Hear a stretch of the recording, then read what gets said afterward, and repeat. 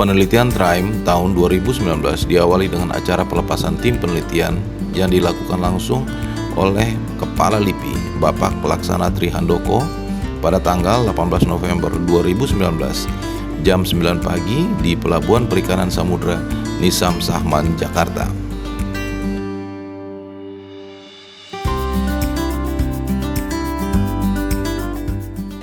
Ekspedisi Triumph atau Transport of Indonesian Through Flow, Upwelling, and Mixing Physics ini dilakukan oleh 3 institut besar. Yang pertama oleh LIPI yang dalam hal ini diwakili oleh Pusat Penelitian Laut Dalam, kemudian First Institution of Oceanography dari Republik Rakyat Tiongkok, dan yang ketiga adalah dari University of Maryland dari Amerika Serikat. Penelitian ini secara umum ingin mengetahui sebenarnya apa efek dan dampak adanya Indonesian Through Flow atau arus lintas Indonesia, di mana air mengalir dari Samudra Pasifik melalui Kepulauan Nusantara hingga ke Samudra Hindia. Itu berpengaruh terhadap aspek fisika, kimia, dan oceanografi dari laut. Dari aspek kerjasama, riset sangat penting begitu. Karena apa? Di sini kita bisa melakukan alih teknologi dan alih pengetahuan begitu, tentang bagaimana kita mempelajari laut kita yang merupakan halaman belakang kita. Untuk apa? Supaya bisa kita memanfaatkannya dengan sebaik mungkin untuk kesehatan masyarakat. Selama ini orang tidak banyak tahu tentang bagaimana pola arus lintas Indonesia itu, bagaimana itu upwelling, bagaimana itu mixing, dan pengaruhnya terhadap sumber daya laut kita, terutama ikan dan lain sebagainya. Jadi dalam masa kerjasama ini kita tidak hanya melakukan riset di lapangan, tapi kita juga melakukan pengolahan data bersama. Nah, ini yang penting. Bagaimana kita mempelajari peralatan riset kelautan, observasi oceanografi, bagaimana pengolahan datanya dalam level internasional yang dapat dimengerti dan digunakan oleh seluruh insan peneliti kelautan oceanografi pada khususnya. Dan interaksi antara samudra dan atmosfer, karena kita tahu bahwa dengan posisi yang ada di Nusantara ini, di antara Samudra Pasifik dan Samudra Atlantik, Indonesia adalah penentu iklim dunia, dan itu harus kita pelajari dan manfaatkan dengan sebaik-baiknya. Dengan menggunakan kapal riset Barunajaya 8, tim menuju lokasi penelitian.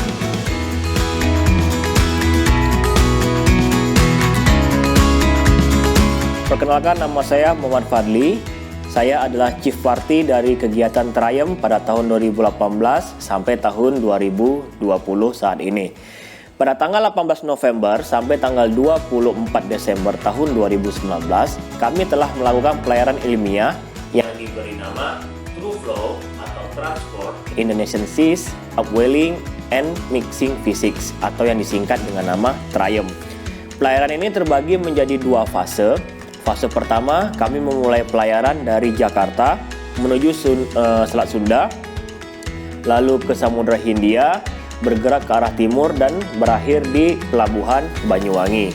Sedangkan untuk fase kedua, kami memulai pelayaran dari Pelabuhan Banyuwangi menuju Selat Bali, Selat Badung, Selat Lombok, Selat Alas, Selat Makassar, dan pulang kembali ke Pelabuhan Jakarta. Sebelum melakukan pekerjaan, tim berdoa meminta perlindungan dari Tuhan Yang Maha Kuasa, karena pekerjaan yang dilakukan mengandung risiko yang cukup tinggi.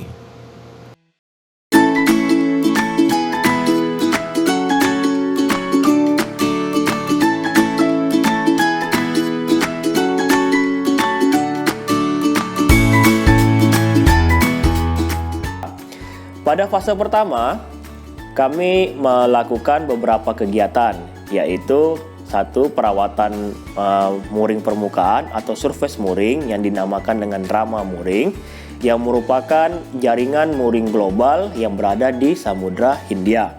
Posisi mooring tersebut berada di bagian barat daya dari Pulau Jawa, di luar area zona ekonomi eksklusif Indonesia. Selanjutnya, kami juga merawat 2 buah subsurface mooring yang berada di satu subsurface mooring di selatan Provinsi Jawa Barat dan 1 subsurface mooring berada di selatan Provinsi Jawa Timur. Tim mulai bekerja dengan men-setting tali sekitar 3.000 meter lebih dan peralatan subsurface mooring untuk dipasang di perairan selatan Jawa.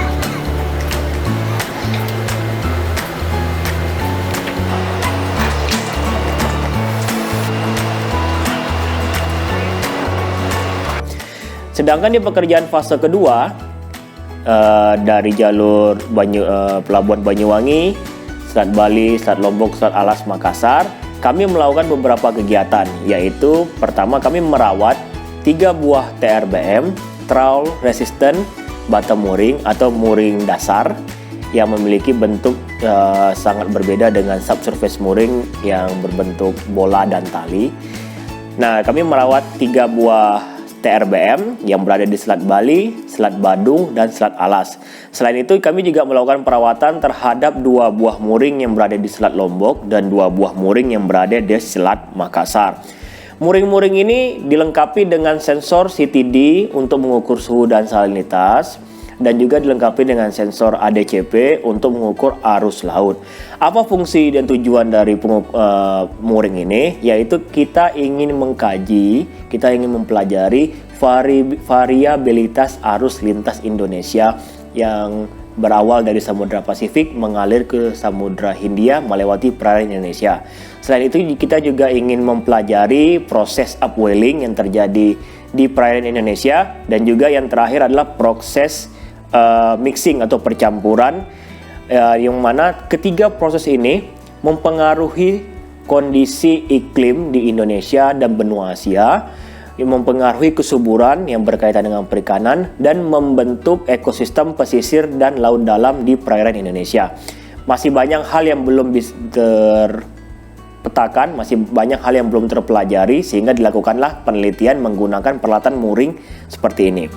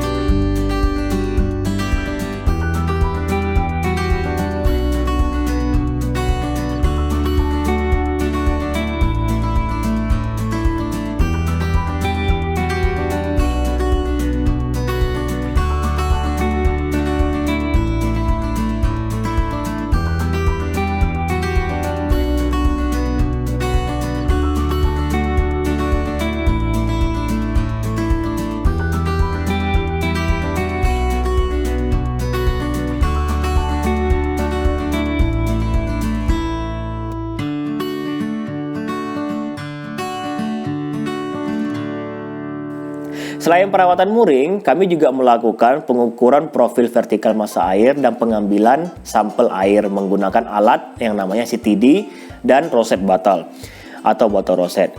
Dari profil suhu, salinitas, dan lain-lain dari alat CTD, kami ingin mempelajari kondisi lingkungan dari perairan pada musim tertentu atau bulan tertentu.